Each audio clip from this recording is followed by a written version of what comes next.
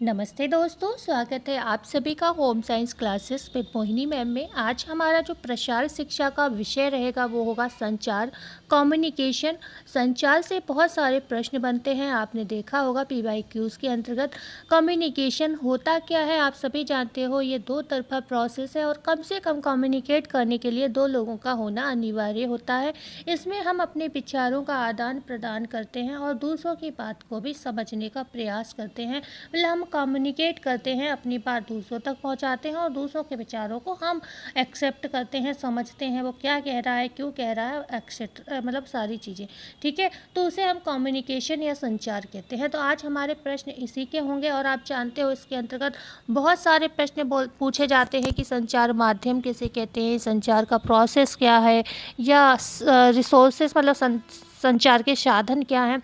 ठीक है, डेफिनेशंस आपसे पूछी जाती है, मीनिंग पूछा जाता है। तो ये सारे आपको बहुत ही इंपॉर्टेंट प्रश्न यहाँ से देखने को मिल जाते हैं, आपको मिल जाएंगे। और चलते हैं क्लास की ओर। और दूसरी बात थी, आप लोग एक पूछ रहे थे, बार बार एक कमेंट आ रहा है किसी का, एक का आ रहा है या शायद 2-3 लोगों का है कमेंट, मैंने नाम नहीं ध्यान दिया है। PRA, एक्चुअली मैं नाम इतने लोगों में भूल जाती। कमेंट तो आते हैं, अब बहुत सारे गर्ल्स के आते हैं, नाम सबके पता भी हैं, लेकिन ये नहीं ध्यान रहता है एक्चुअली में किसने कमेंट कौन सा किया था। तो PRA के विषय में आप पूछ रहे थे और RRA के विषय में आप पूछ रहे थे।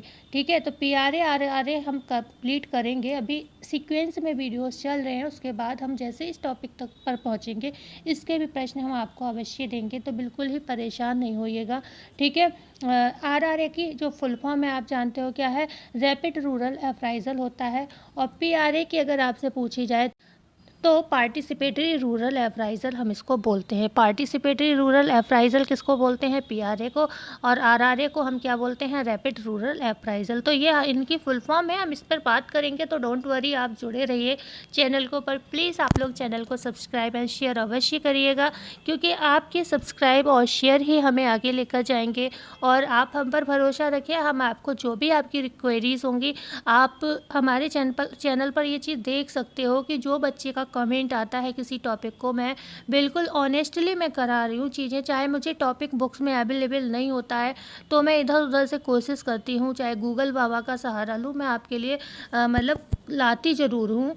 तो इसलिए मुझ पर अगर आप को लगता है मैं थोड़ी भी मेहनत कर रही हूँ, क्योंकि जिस दिन सब्सक्राइबर कम बढ़ते हैं, नहीं बढ़ते हैं, तो मुझे भी बहुत निराशा होती है, क्योंकि हम भी मेहनत कर रहे हैं यहाँ पर। ठीक है, मेहनत का फल तो आप जैसे चाहते हो वैसे हम भी चाहते हैं। तो प्लीज़ आप लोग चैनल को सपोर्ट अवश्य करिएगा। बढ़ते हैं क्वेश्चन नंबर 1 पर।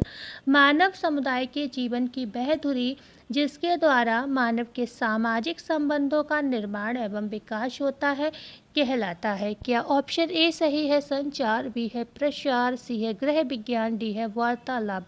तो मानव समुदाय के जीवन की वह धुरी आपको बतानी है जिसके द्वारा क्या होता है, सामाजिक संबंधों का निर्माण होता है। तो यहाँ पर क्या देखो, प्रसार तो हम कह सकते हैं एक विषय है, एक विषय है, लेकिन यहाँ पर हम विषय की बात ही नहीं कर रहे हैं। तो आप ये मत समझिएगा प्रसार शिक्षा पढ़ रहे हैं तो यहाँ पर प्रसार आंसर होगा, नहीं, संचार होगा। भाई हम संबंध स्थापित करते हैं, हम अपने विचारों को दूसरों तक पहुँचाते हैं, दूसरों के विचारों का सम्मान करते हैं, उनकी बात सुनते हैं, तो क्या करते हैं, हम सामाजिक संबंधों का निर्माण करते हैं। और जब संबंध निर्माणित होते हैं तो हमारा डेवलपमेंट भी बढ़ता है। तो ए ऑप्शन करेक्ट होगा, ऑप्शन नंबर क्वेश्चन नंबर 1 का आंसर जो होगा ए सही होगा। ठीक है, पढ़ते हैं हम आगे क्वेश्चन नंबर, अच्छा क्वेश्चन रिपीट हो गया है, कोई नहीं, रिपीट है क्वेश्चन। क्वेश्चन नंबर 2 है, संचार ही मानव समाज की संचालन प्रक्रिया को संभव बनाता है, यह कथन किसका है। संचार ही मानव समाज की संचालन प्रक्रिया को क्या बनाता है, संभव बनाता है, बिल्कुल, है ना। अगर हम संचार कम्युनिकेट ही नहीं करेंगे, हम अपनी बात कहेंगे ही नहीं, या हम दूसरों की बात सुनेंगे ही नहीं, तो हमारा समाज सोसाइटी कैसे चलेगी, कैसे सरवाइव करेगी, कभी सोचा है। तो ये कथन किसका है, क्या ए ऑप्शन है WH भट्ट का है, सी बी है CL लॉयड का है, सी है अंसमिंगर का है, या डी है दहामा का। किसका होगा संचार, मतलब जो डेफिनेशन ये दी है ये आपके हिसाब से किसकी है। तो यहाँ पर जो राइट आंसर आपका होगा वो होगा B option, C L Lloyd का ये डेफिनेशन है। ठीक है, बढ़ते हैं हम आगे। अच्छा, दहामा की भी डेफिनेशन काफ़ी अच्छी है, इसमें वो भी आप याद रखिएगा। क्या याद रखना है इसमें, इन्होंने क्या बोला है, संचार से अर्थ है ज्ञान। क्या अर्थ है संचार से? ज्ञान, विचार, ठीक है, विचार, सूचनाओं, ठीक है, बहुत इंपॉर्टेंट डेफिनेशन है तो मैं इसलिए लिख दे रही हूँ इसको, और भावों, क्योंकि ये डेफिनेशन जो है ये पूछी गई डेफिनेशन है। भावों का ऐसा आदान प्रदान, का ऐसा, का है ये, ठीक है, का ऐसा क्या है, आदान प्रदान, ठीक है, आदान प्रदान। ओके, आदान प्रदान आप जानते ही होंगे, हम कोई विचार दूसरों को देते हैं वो हम कर रहे हैं प्रदान, और जो ले रहे हैं दूसरों से विचार वो होते हैं आदान। ठीक है, तो क्या है, आदान प्रदान जो व्यक्तियों के मध्य संपन्न होता है। क्या कहा इन्होंने, ओपी दहामा ने, संचार से अर्थ है ज्ञान, विचार, सूचनाओं और भावों का ऐसा आदान प्रदान जो व्यक्तियों के मध्य संपन्न होता है। ठीक है, तो आपको आंसर पता चल गया। यहाँ पर कौन सा आंसर सही था, सी एल लॉयड का है। ये कौन सी डेफिनेशन, ये वाली, और ये किसकी है, ये दहामा की है, ये डी ऑप्शन जो आपको दिख रहा है। तो ये इंपॉर्टेंट है, इसको पढ़ लिया होगा तो याद रहेगा। क्वेश्चन नंबर 3 है, मनुष्य में संचार प्रक्रिया का विकास प्रारंभ हो जाता है। ए है शैशवावस्था, बी है बाल्यावस्था, सी है किशोरावस्था, डी है प्रौढ़ावस्था। अब मैं आपको एक चीज़ इस क्वेश्चन के माध्यम से ज़रूर बताना चाहूँगी।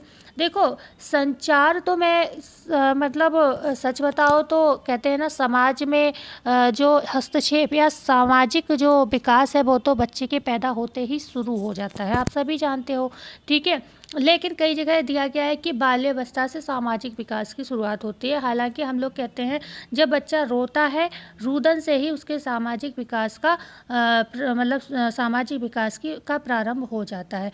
लेकिन कई जगह कुछ लिखा है, कई जगह कुछ लिखा है, और सभी बुक्स ऑथेंटिक भी हैं, ऐसा भी नहीं है किसी की बुक आप गलत मान सकते हो। ठीक है, लगभग ये राइटर जो लिख रहे हैं ये हमारी ही बुक हैं जो हम पढ़ते हैं। तो यहाँ पर भी सेम वैसे ही क्वेश्चन है। एक जगह दिया है कि संचार जो है जन्म से ही प्रारंभ हो जाता है। जन्म से प्रारंभ होने के बाद बात क्या हुई, नवजात समय। ठीक है, या तो नवजात कह सकते हो या आप शैशवावस्था कह सकते हो, है ना, शैशवावस्था कह सकते हो। लेकिन एक जगह लिखा हुआ है क्या, ऑप्शन चारों आपने देख लिया कि मनुष्य में संचार प्रक्रिया का विकास कब से प्रारंभ होता है, आपने चारों ही ऑप्शन देख लिए होंगे। एक जगह लिखा है क्या, बाल्यावस्था। ठीक है, बाल्यावस्था लिखा है, तो अब आप देख लीजिएगा। बाल्यावस्था तो आप जानते हो 6 से 12 वर्ष की अवस्था को बाल्यावस्था माना है। ठीक है, तो इसलिए देख लीजिएगा, कई जगह 2 से 12 वर्ष भी दी हुई है बाल्यावस्था, लेकिन वैसे 6 से 12 वर्ष की बाल्यावस्था मानी जाती है। ठीक है, तो ये चीज़ आप देख लीजिएगा अपने हिसाब से, क्योंकि बुक का आंसर है तो मैं तो इसमें कुछ नहीं कर सकती। हाँ, इतना मैं ज़रूर आपसे कह सकती हूँ, ये बुक्स जो मैं पढ़ा रही हूँ बिल्कुल ऑथेंटिक है। अगर ये क्वेश्चन आता है तो आप बाल्यावस्था आंसर लगा सकते हो, क्योंकि आपको ये लाइन लिखी हुई इस बुक में मिल जाएगी, तो आप इस पर विवाद डाल सकते हो। अगर आपका आयोग आंसर गलत करता है तो आप इस पर विवाद डाल सकते हो। ठीक है, जन्म का मतलब हुआ कि नवजात अवस्था से या फिर शैशवावस्था से ही शुरू हो जाता है संचार कार्य, लेकिन क्योंकि बुक में बाल्यावस्था लिखा है तो हम बाल्यावस्था की तरफ जाएंगे। ठीक है, तो चलते हैं आगे क्वेश्चन नंबर 4 पर। शिशुओं में संचार व्यवहार के विकास के लिए आधारभूत तत्व क्या हैं? जो शिशु होते हैं उनमें जो संचार व्यवहार होता है कि इसके तत्व क्या हैं? क्या वो प्रेरणा के बाद माध्यम से संचार करते हैं? पर्यावरण का इफेक्ट पड़ता है? केवल बी सही है या डी है ए व बी दोनों ही सही हैं? तो यहाँ पर बिल्कुल आपके आंसर जो होंगे वो क्या है, यहाँ पर डी ऑप्शन करेक्ट होगा। क्वेश्चन नंबर 5 का आंसर क्या होगा, डी ऑप्शन सही होगा, क्योंकि प्रेरणा भी ज़रूरी है। जब बच्चे छोटे होते हैं वो बोल नहीं पाते हैं तो हम उसको प्रेरित करते हैं, बेटा मम्मा बोलो, पापा बोलो। ये क्या कर रहे हैं, हम उनको कम्युनिकेट करना सिखा रहे हैं, मतलब हम उनको प्रेरित कर रहे हैं। वो कोई शब्द नहीं प्रॉपर बोल पा रहे हैं तो हम उनसे बार बार बुलवा रहे हैं, तो क्या कर रहे हैं, हम उन्हें प्रेरित कर रहे हैं। उसके बाद क्या है, उसको आसपास वातावरण जो इन्वायरमेंट जो है वो मिल रहा है। जैसे कि अभी मैं आपको उदाहरण दूँ, मेरी बेटी है अभी 2.5 साल की। ठीक है, 2.5 साल की कह सकते हो, या फिर अब 3 साल की वो हो जाएगी जुलाई में। लास्ट जुलाई में क्या हो गए, वो 29 जुलाई को वो हो जाएगी पूरी 3 ईयर की। तो उसको मैंने नोटिस किया कि जो ब्लॉक्स थे वो ब्लॉक्स खेलती थी, उसपे नंबर्स लिखे हुए थे। तो उसने लगभग 15 तक, लगभग 10 तक तो प्रॉपर याद है, लेकिन 11-12 तक याद है उसको, थोड़ा 13-14-15 में उसका मिस्टेक है। क्यों? क्योंकि उसको एनवायरनमेंट मिल रहा है। कैसे एनवायरनमेंट मिल रहा है? वो जो ब्लॉक्स के साथ खेलती है, तो हम लोग बैठे होते हैं तो हम लोग उससे पूछ लेते हैं, बेटा एप्पल कौन सा है, तो वो सारे फ्रूट्स जानने लगी है। कलर्स पूछ लेते हैं कि ब्लू कौन सा है, येलो कौन सा है, ग्रीन कौन सा, तो उसे वो एनवायरनमेंट मिल जाता है उस समय जब वो खेल रही होती है। तो जो भी बैठा होता है, मेरी बड़ी बेटी बैठी होती है, वो तो उससे कुछ नहीं तो ये क्या लिखा है, ये ए लिखा है, ये भी, तो वो पढ़ पढ़ के उसको समझ में आने लगे हैं। नंबर्स भी वो देख के पहचानने लगी। अभी वो 3 साल की, मतलब अभी मैंने उसको प्ले में भी नहीं डाला है, क्योंकि बड़ी बेटी को अपने प्ले में डाला था तो कोई फ़ायदा नहीं है, प्ले में पैसे की बर्बादी है, और प्ले भी हमारे इधर बहुत महंगे स्कूल हैं बरेली में, तो महंगे की कुछ थोड़ी प्रॉब्लम्स भी थी, तो हमें लगा कि हम घर में ही पढ़ा लेंगे और डायरेक्ट एडमिशन कराएंगे। ठीक है, तो ये सारी चीज़ें मतलब आप समझ सकते हो कि बेवजह की खर्चे समझ के हमने उसका एडमिशन नहीं कराया है, और फिर हम घर पर ध्यान दे रहे हैं उसके लिए। ठीक है, तो क्या है, उसको वो इन्वायरमेंट मिल जाता है, और तो उससे क्या है, वो उसमें कम्युनिकेशन अब बढ़ रहा है। हालांकि बोली वो थोड़ा लेट थी, लेकिन उसे जब भी उसने बोलना स्टार्ट बेशक लेट किया, लेकिन उसे ये चीज़ें पता है कि हाँ ये एप्पल क्या है, मतलब देख कर वो पहचान सकती है, नंबर्स क्या हैं, ये सारी चीज़ें। कलर्स को भी वो पहचानने लगी है, बोलने भी लगी है कलर्स देखकर। तो ये फ़ायदा हुआ उसको जो इन्वायरमेंट दिया खिलौने के माध्यम से। क्वेश्चन नंबर 5 है, संचार की प्रक्रिया में सूचना प्रवाह एवं सूचना की ग्रहणशीलता के कार्य में मानव शरीर के कौन कौन से अंग भूमिका निभाते हैं? ध्यान रखिएगा, संचार की जो प्रक्रिया होती है उसमें क्या पूछ रहे हैं, सूचना प्रवाह एवं सूचना की ग्रहणशीलता के लिए। ठीक है, जो आप सूचना का प्रवाह करा रहे हो, मतलब मान लो हम बच्चे से करा रहे हैं, तो वो उसको ग्रहण करने में किस किस अंग का उपयोग कर रहा है, क्या मुख का प्रयोग कर रहा है, क्या हाथ का प्रयोग कर रहा है, या फेस का प्रयोग कर रहा है, या डी है उपयुक्त सभी। तो ओवरऑल जो भी अंग आते हैं वो सभी कहीं ना कहीं कम्युनिकेशन में भूमिका निभाते हैं। जब हम कम्युनिकेट करते हैं, मतलब बोलते हैं, तो हम अपने पूरी बॉडी का इस्तेमाल भी करते हैं, फेस के एक्सप्रेशन भी देते हैं। भाई चेहरे से क्या होता है, हम संकेत देते हैं, हम इशारा करते हैं, गुस्सा होते हैं तो आंखें लाल हो जाती है हमारी। हाथों से भी हम मतलब चीज़ें कम्युनिकेट करते हैं। मुंह का तो जानते हो, मुंह से तो सब कुछ बोलते हैं। इसके साथ साथ हमारे शरीर के और अंग अगर आपसे पूछा जाए क्या क्या हो सकता है, तो हम बताएंगे बाहें भी उठाते हैं हम। इसके अलावा भी आप याद रखोगे, बाहें उठाते हैं हम, और कान हमारे हैं, जितने भी हमारे क्या होते हैं सेंस ऑर्गन्स होते हैं सभी वर्क करते हैं, पैर है, हम इन सब के माध्यम से क्या करते हैं, अपनी एक कम्युनिकेशन का आदान प्रदान करते हैं। ठीक है, बढ़ते हैं आगे। क्वेश्चन नंबर, अच्छा मैंने देखिए, हाँ ये देख दिया है, ये देख लीजिएगा आप। देखो, संचार का माध्यम जब भी आपसे पूछा जाए, ये संचार के अंग है। ठीक है, क्या अंग है, संचार माध्यम, संचार प्रक्रिया, संचार साधन, ये क्या है, अंग है। किसके, पार्ट्स ऑफ कम्युनिकेशन है, संचार के अंग है। तो संचार माध्यम जो मीडियम है क्या है, मुख है। हाथ एवं बाहों से हम संचार करते हैं, चेहरे से करते हैं, आँखों से मतलब आँखों को के एक्सप्रेशन देते हैं, कानों से सुनते हैं, पैर को भी चलाकर कई बार हम आदान प्रदान चीज़ों को करते हैं, चीज़ों का करते हैं। ठीक है, तो अब बात आती है संचार का प्रोसेस होता कैसे। मान लो हमने मुख से कोई बात कही, तो क्या है, उसके लिए हवा चाहिए, तभी वो बात मेरे से आपके पास तक पहुंचेगी। आप मेरे बराबर में खड़े हो, लेकिन वातावरण में हवा नहीं है, ठीक है, तो क्या है, वो बात आप तक नहीं पहुंचेगी। चांद पर हमारी बात नहीं सुनाई देती, क्योंकि वहाँ पर क्या है, हवा नहीं है। ठीक है, हाथ एवं बाहों के लिए आपका देखना जरूरी है। आपने उंगली से इशारा किया, लेकिन सामने वाला व्यक्ति आंखों से मतलब कैसा है, दृष्टिहीन है, उसे नहीं दिखता, तो क्या वो दृष्टि से देख, मतलब आँख, हाथ और पैर आपके देख पाएगा, नहीं देख पाएगा। तो चेहरा है, चेहरा के लिए भी दृष्टि चाहिए देखने के लिए, आंखें देखने के लिए भी दृष्टि चाहिए। आपकी आंखों को मैं तभी तो देख सकती हूँ जब आपको दिखाई दे रहा हो। आपको दिखाई नहीं दे रहा तो आपको कैसे पता चलेगा मैं आपकी तरफ देख रही हूँ नहीं देख रही।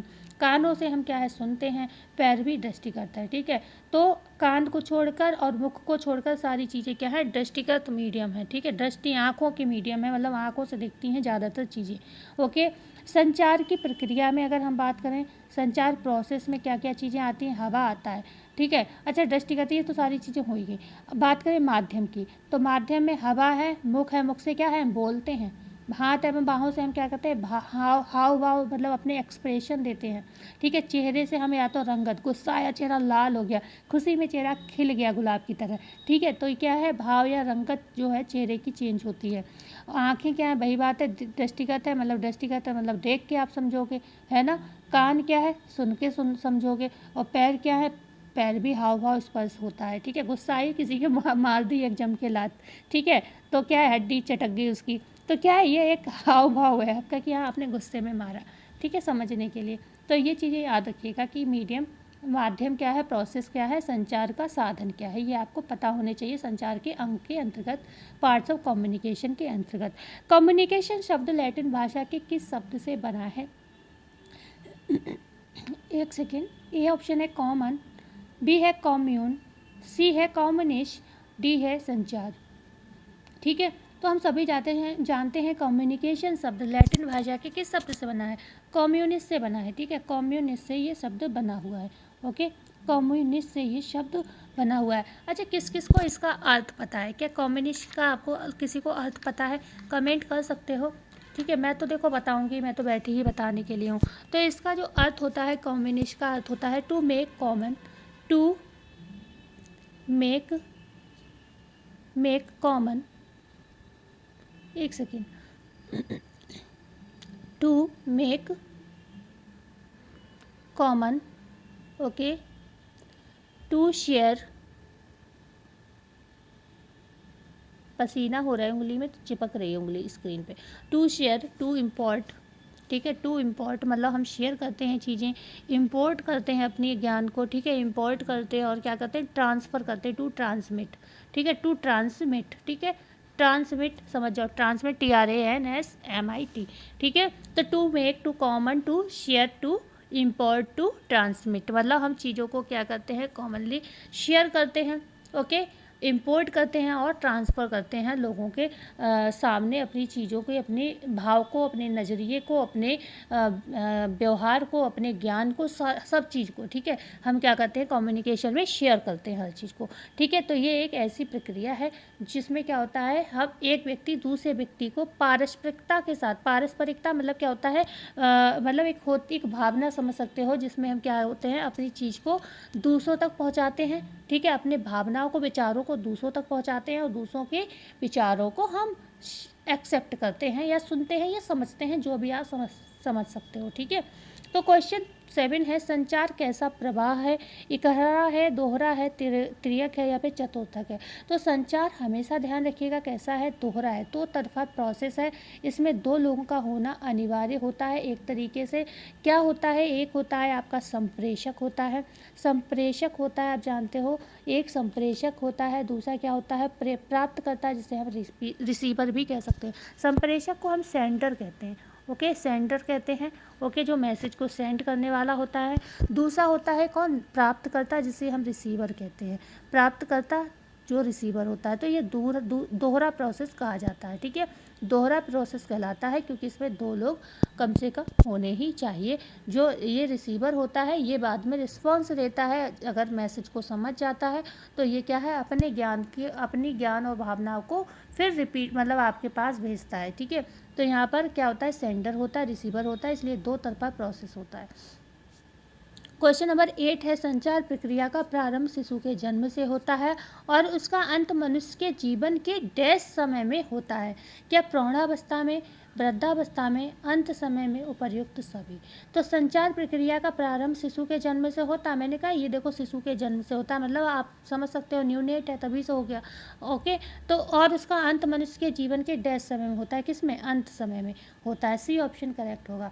जब व्यक्ति मरता है तभी संचार खत्म होता है, वृद्धावस्था में भी जब तक हो, कितनी भी जुबान बंद हो जाए, इशारे वगैरह कुछ तो करता ही है ना, ठीक है। तो नॉर्मल इंसान की बात हो रही है, मान लो कोई बिल्कुल ही वैसा हो गया है, मतलब सेंस वगैरह उसके काम ही नहीं कर रहे हैं, तो वो तो अलग, वो तो अपवाद है, उसकी बात नहीं कर रहे। नॉर्मल कितना भी बुजुर्ग हो जाए, कुछ तो हंसता, बोलता, रोता, कुछ तो अपनी बात मतलब है, कुछ तो एक्सप्रेशन देता ही है, ठीक है।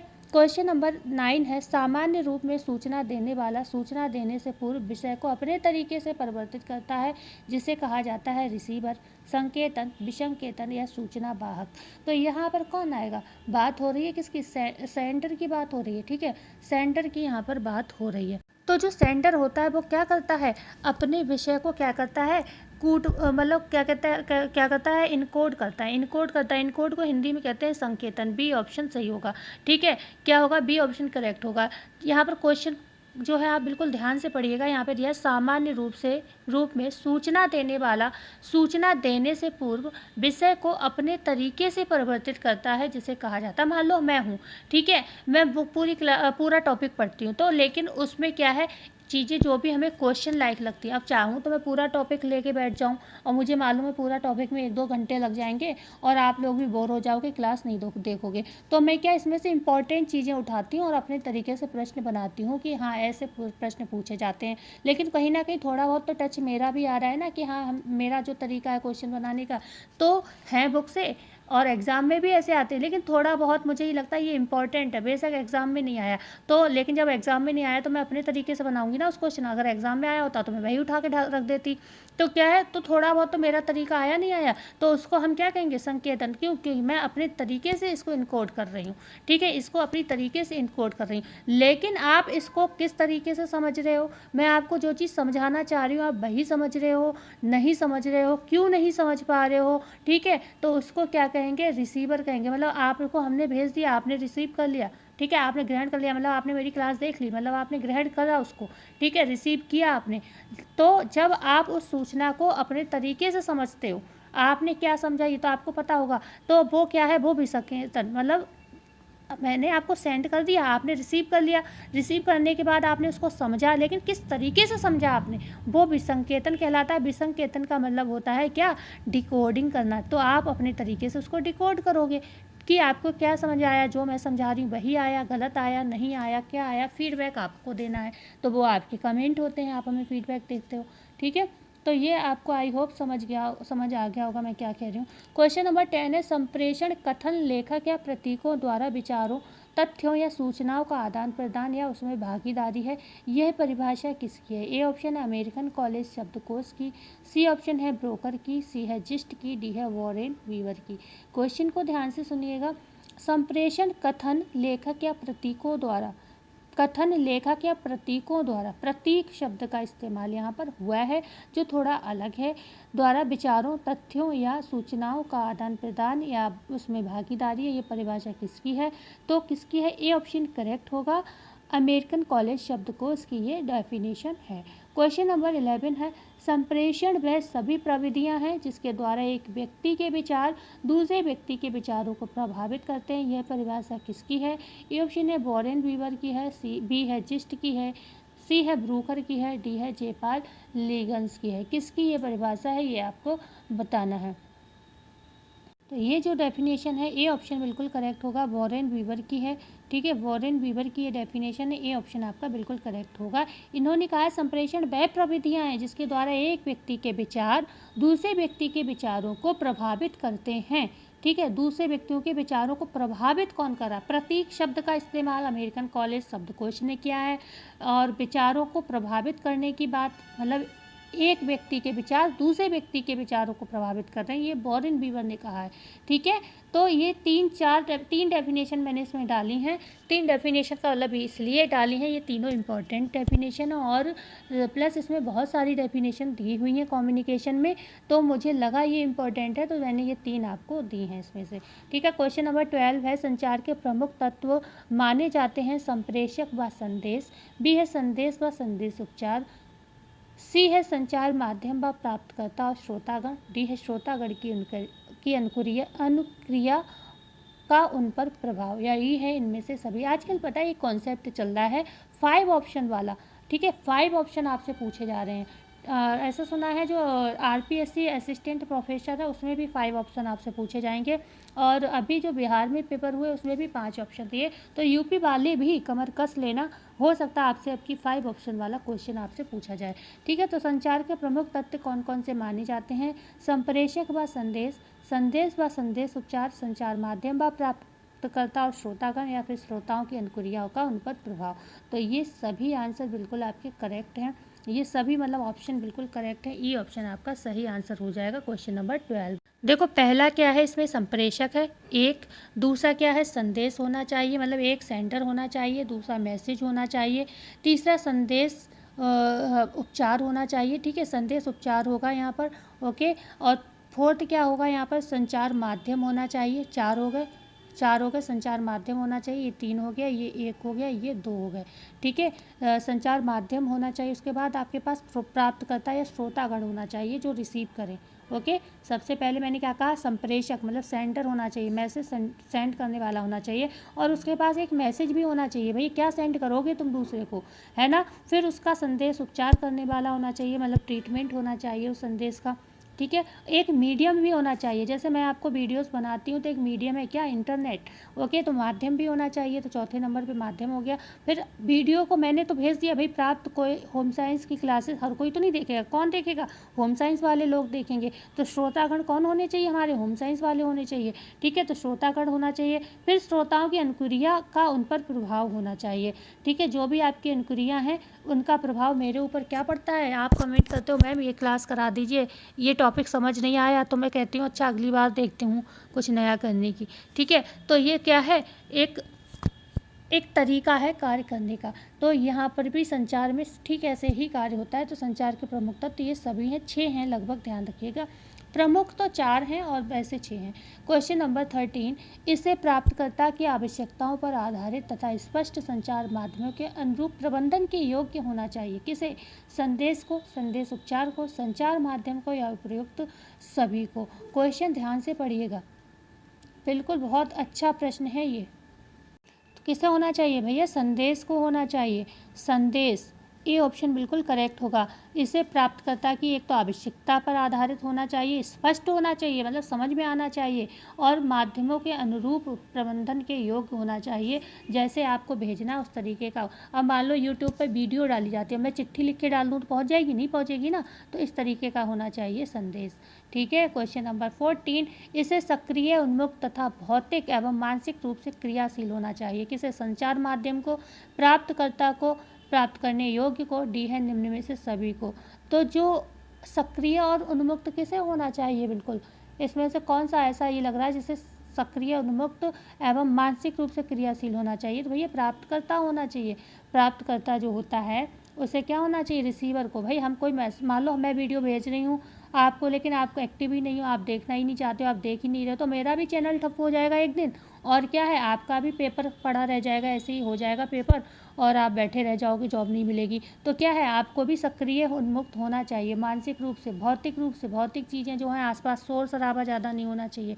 मेरी क्लास में रोज़ बहुत सारा शोर हो या आपके आसपास बहुत सारा शोर हो तो आप एक्टिव नहीं हो पाओगे। तो इस तरीके से, सब तरीके से आपको क्या है, एक्टिव होना चाहिए, ठीक है। तो बी ऑप्शन सही हो जाएगा। क्वेश्चन नंबर 15, कम्युनिकेशन को आप अपने ऊपर लेकर पढ़ो तो समझ में आ जाएगा। क्वेश्चन नंबर 15 है, संचार माध्यम होना चाहिए सरल, मितव्ययी, श्रोताओं तक पहुंचने के योग्य, डी है उपयुक्त सभी। तो संचार माध्यम के लिए सभी ऑप्शन बिल्कुल करेक्ट होंगे, सभी सही होने चाहिए। मितव्ययी मतलब बहुत ज़्यादा खर्चीले भी नहीं होने चाहिए। क्वेश्चन नंबर 16, मुख्य रूप से संचार के कितने तत्व माने जाते हैं, 3, 4, 5, 6। तो मुख्य रूप से अगर संचार के तत्व आपसे मैं पूछे जाए कितने होते हैं, तो ये होते हैं 4, बी ऑप्शन बिल्कुल करेक्ट होगा। वैसे 6 होते हैं, कौन कौन से, सेंडर होता है, मैसेज होता है, ठीक है, और क्या होता है, ट्रीटमेंट ऑफ द मैसेज मतलब संदेश उपचार होता है, उसके बाद कम्युनिकेशन चैनल होता है, संचार माध्यम जिसे कहते हैं, उसके बाद रिसीवर होते हैं जिसे प्राप्तकर्ता या श्रोतागण कहते हैं, और उसके बाद रिस्पॉन्स करता होता है। तो 6 हो गए नहीं, लेकिन मुख्य आपसे पूछे जाए तो 4 ही होते हैं। मुख्य कौन से होते हैं, अब मैं आपको बता ही देती हूँ। एक तो सूचना वाला होता है, सूचना जिसे हम सेंडर कहते हैं, जल्दी से कर देती हूँ बहुत टाइम हो जाएगा, नहीं क्लास लंबी हो जाएगी। संदेश होता है, ठीक है, संदेश होता है जिसे हम क्या कहते हैं, मैसेज, ओके, शॉर्ट में लिख दे रही हूँ। उसके बाद क्या होता है, संचार माध्यम होता है, संचार माध्यम को हम क्या कहते हैं, चैनल। संचार माध्यम को क्या कहते हैं, चैनल। संचार माध्यम को क्या कहते हैं, चैनल कहते हैं। 3 हो गए, और लास्ट क्या होता है, 4 नंबर पे क्या होता है, सूचना ग्राहक जिसे कहते हैं ऑडियंस। सूचना ग्राहक कौन हो गया, ऑडियंस। तो 4 होते हैं, सूचना होता है, संदेश होता है, और क्या होता है, संचार माध्यम होता है, और सूचना ग्राहक होता है, ठीक है। तो ये 4 मुख्य माने गए हैं। क्वेश्चन नंबर 17, संचार प्रक्रिया का प्रारंभ होता है। ए ऑप्शन सूचना से, बी है सूचना वाहक से, सी है संदेश से या फिर डी है संचार माध्यम से। तो जो संचार प्रक्रिया का प्रारंभ होता है, आरंभ होता है कहा जाए या प्रारंभ होता है कहा जाए, किससे होता है? तो ये होता है सूचना वाहक से। अगर सूचना वाहक मतलब सेंडर ही ना हो तो भाई कोई बात ही ना। अगर मैंने क्लास यूट्यूब पे डाली ही ये नहीं होती तो फिर कोई बात ही नहीं थी, ना मुझे अपने चैनल के आगे बढ़ने की कोई समस्या होती कि अरे मेरा चैनल नहीं ग्रो कर रहा। मैं भी आराम से बैठ के टीवी देखती पूरे दिन, आराम से नींद पूरी करती, जो भी कुछ भी करती, ठीक है। और ना मतलब आप लोगों को भी थोड़ा इरिटेशन होता होगा कि हाँ मैम बार बार कहती हैं सब्सक्राइब करो, शेयर करो, ठीक है। हालांकि मैं उतना ज़्यादा भी नहीं कहती हूँ, लेकिन हाँ फिर भी कहना तो पड़ता है, अगर नहीं कहूँगी तो आप लोग करोगे नहीं, ठीक है। तो ये सारी चीज़ें होती हैं। तो संचार प्रक्रिया का प्रारंभ सूचना वाहक करता है, सेंडर करता है, मतलब अभी मैं सेंडर हूँ यहाँ पर, ठीक है। तो क्वेश्चन नंबर 18, संचार वाहक की रुचि होनी चाहिए अपने श्रोताओं एवं उनके कल्याण में। बी है संचार माध्यम का उचित प्रकार से प्रयोग करने में। सी है संचार क्षमता को किस प्रकार बढ़ाया जाए। डी है निम्न में से सभी, ठीक है। तो यहाँ पर क्या होगा? ऑप्शन बिल्कुल सही होगा, डी ऑप्शन बिल्कुल सही, निम्न में से सभी। क्यों होगा? क्योंकि भाई हम भी क्या है, आपके कल्याण की सोच रहे हैं, ओके। साथ में बेशक हमारा कल्याण भी निहित है, लेकिन कहीं ना कहीं मैं ये चाहूँगी कि मेरे जो क्लास में बच्चे पढ़ रहे हैं वो सक्सेस हों, तभी तो वो लोग तारीफ़ करेंगे तो मेरा चैनल आगे बढ़ेगा कि हाँ वो 10 लोगों से कहेंगे कि हाँ मैं उनसे पढ़ती थी और मुझे जॉब मिल गई, अब आप भी वहीं पढ़ना, अगर साथ में कोई होम साइंस वाला रह जाता है, ओके। तो इस तरीके से होता है, ओके। तो कल्याण के लिए तो इस प्रकार से क्या होगा? संचार माध्यम का उचित प्रकार से प्रयोग करना। अगर मैं संचार माध्यम को का ठीक से प्रयोग ही ना करूँ या फिर आप ना करो, जैसे आपके पास पता है यूट्यूब है, अब आप उसे रील्स देखने में भी समय बर्बाद कर सकते हो, लेकिन नहीं, आप क्या उचित प्रयोग कर रहे हो? आप पढ़ाई कर रहे हो, तो उचित प्रयोग कर रहे हो, ओके। तो इस तरीके से क्या होता है, आपकी रुचि जो काम, मान लो प्रसार कार्यकर्ता है, प्रसार कार्यकर्ता की रुचि ऐसी ही होनी चाहिए जैसे गाँव के जो लोग हैं उनके कल्याण में होनी चाहिए, ओके, उनके कल्याण में होनी चाहिए। और जो भी चीज़ ले जा रहे हो उसका उचित प्रयोग करना आपको आना चाहिए, ठीक है। और किस प्रकार जो लोग नहीं भी इंटरेस्ट ले रहे हैं, तो या फिर आप कि जो मतलब आपके पास जो साधन है संचार के, उसे अगर आप नहीं बढ़ा पा रहे हो तो ये सोचना कि किस प्रकार बढ़ाया जाए, इस क्षमता को कैसे बढ़ाया जाए कि लोग हमारी बातों से आकर्षित हों, ओके। तो ये चीज़ करनी चाहिए प्रसार कार्यकर्ता को। क्वेश्चन नंबर 19, संदेश पूर्णता डैश है। विषय सामग्री का सूक्ष्म तथा निचोड़। सी है प्राप्तकर्ता के लिए जीवनदायिनी, डी है उपर्युक्त सभी। तो संदेश पूर्णता कैसा होता है? ये होता है कैसा? विषय सामग्री का सूक्ष्म तथा निचोड़ होता है, ठीक है। सूक्ष्म निचोड़ होता है, मतलब जो संदेश होता है ये नहीं कि पूरी विषय सामग्री होती है, नहीं।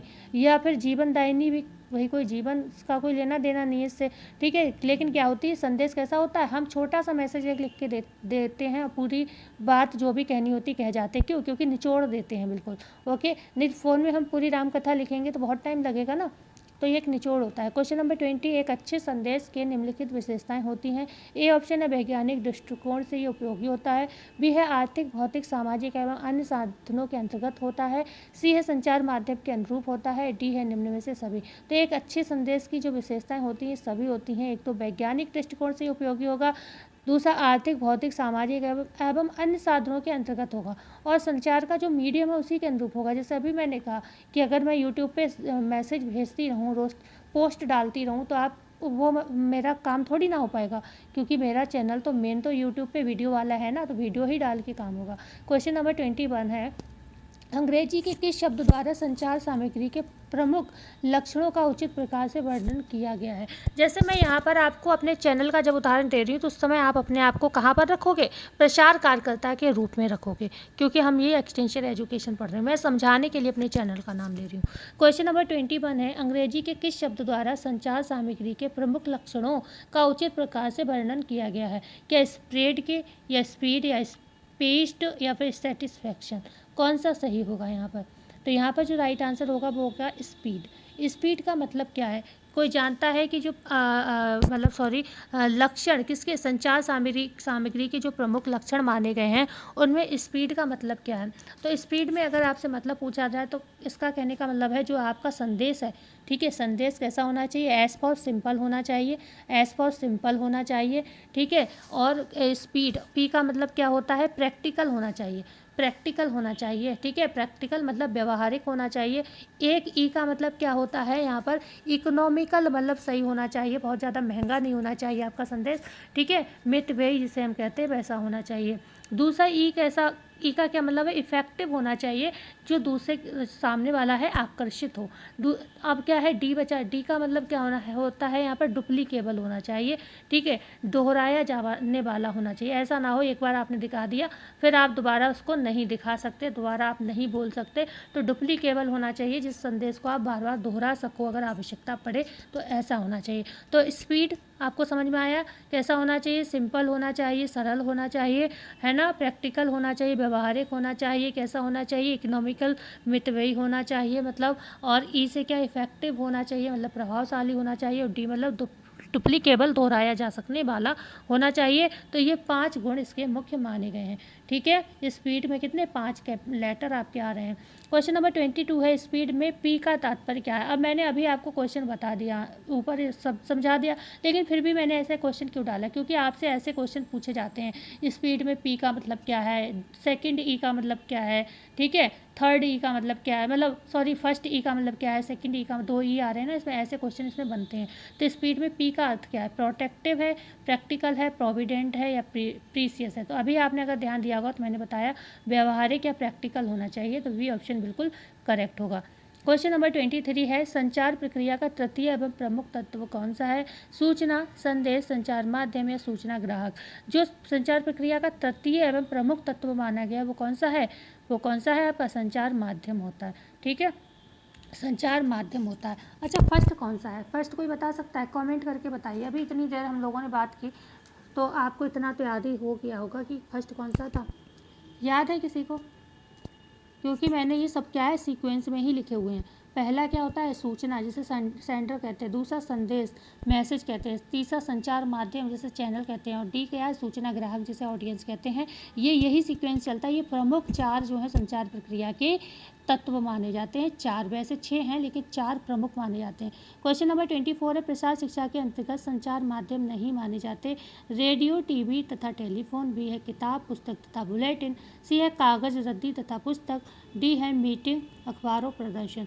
देखो रेडियो, टीवी और टेलीफोन भी संचार माध्यम है, ओके, किताब, पुस्तक, बुलेटिन भी संचार माध्यम है, मीटिंग, अखबार, प्रदर्शन भी संचार माध्यम है। सी में जो रद्दी शब्द यूज़ किया गया और कागज़ का भी यहाँ पर क्लियर नहीं किया गया कि कैसा कागज़ है, तो यहाँ पर सी ऑप्शन करेक्ट हो जाएगा। ये क्या है, संचार का माध्यम नहीं है। क्वेश्चन नंबर 25 है, संचार माध्यम सूचना वाहक एवं सूचना ग्राहक के मध्य कार्य करता है। ए ऑप्शन है सामाजिक पुल का, बी है भौतिक पुल का, सी है बांध का, डी है निम्न में से सभी। तो जो संचार माध्यम होता है, ठीक है, चैनल, चैनल जो होता है संचार माध्यम का मतलब आप जानते हो चैनल होता है। संचार माध्यम का क्या मतलब है, चैनल, ओके, चैनल, ठीक है, चैनल मतलब है। और क्या है, सूचना वाहक की बात हो रही, सूचना वाहक का मतलब क्या है, ऑडियंस है, ऑडियंस, सूचना वाहक मतलब ऑडियंस, मतलब एक क्या है संचार का कौन सा संचार माध्यम, तीसरा तत्व उठाया गया और दूसरा क्या है, चौथा तत्व उठाया गया है। 4 तत्व बताए हैं तो तीसरे और चौथे तत्व से क्वेश्चन पूछा गया है। पहला क्या है, संचार माध्यम का मतलब चैनल है, और दूसरा क्या है, सूचना वाहक का मतलब ऑडियंस है। कौन है, ऑडियंस है। अब आपसे ये पूछा जा रहा है कि इनके बीच, इनके मध्य, मध्य मतलब बीच में जो कार्य होता है वो किसका है, भौतिक पुल का है, सामाजिक पुल का है, बांध का है, निम्न में से सभी। तो ये क्या है, ये क्या कार्य करता है, भौतिक पुल का कार्य करता है, ठीक है, भौतिक पुल का यहाँ पर कार्य ये करता है। संचार माध्यम सूचना वाहक एवं सूचना ग्राहक, सूचना वाहक एवं सूचना ग्राहक के बीच क्या करता है, भौतिक पुल का कार्य करता है, ठीक है, भौतिक पुल का कार्य करता है। जैसे कि अभी हमने आपको ऊपर बताया था इस प्रश्न में कि ये जो रेडियो, टीवी, टेलीफोन, ये सब क्या है, ये संचार माध्यम है, ठीक है। तो यही चीज़ें तो हैं, ये सब क्या है, भौतिक चीज़ें हैं, ठीक है। तो ये सब चीज़ें क्या है, भौतिक पुल का कार्य कर रही हैं, ओके। ये मीडियम है किसके बीच, संचार सॉरी जो सूचना वाहक है, ठीक है, और सूचना ग्राहक है, इन दोनों के बीच क्या है, ये भौतिक पुल के काम कर रहे हैं। क्या चीज़, जैसे कि अभी हमने बात की टेलीफोन थी, किताबें थी, पोस्टर थे और बुलेटिन बोर्ड था। तो ये सारे, इसके बाद भी आपसे मीटिंग पूछा जाए, अखबार पूछा जाए, रेडियो, टीवी पूछा जाए, ये सब क्या है, भौतिक पुल का कार्य करते हैं सूचना वाहक एवं सूचना ग्राहक के बीच। तो कैसी क्लास लगी हमें बताना ना भूलिएगा। अच्छी लगी हो तो लाइक करिएगा, शेयर करिएगा चैनल को, और ज़्यादा से ज़्यादा आप भी सब्सक्राइब कराइएगा। जो भी होम साइंस वाले हैं उनसे, बेवजह नहीं, जो पढ़ने वाले हों उनसे सब्सक्राइब कराइएगा। मिलते हैं ऐसी ही वीडियो में, जब तक के लिए धन्यवाद।